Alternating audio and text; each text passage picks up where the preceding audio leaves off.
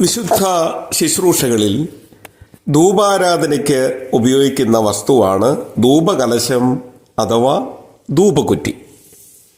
ധൂപക്കുറ്റിക്ക് ഒരു കീഴ്ത്തട്ടും അതിന് അടപ്പായി ഒരു മേൽത്തട്ടുമുണ്ട്.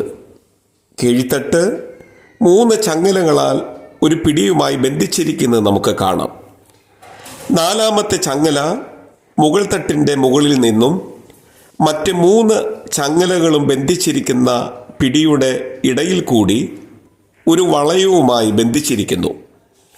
ഈ വളയം ഉയർത്തുമ്പോൾ ധൂപക്കുറ്റിയുടെ മേൽത്തട്ട് ഉയരും. വളയം വിടുമ്പോൾ മേൽത്തട്ട് കീഴ്ത്തട്ടുമായി യോജിച്ച് അടയുകയും ചെയ്യും.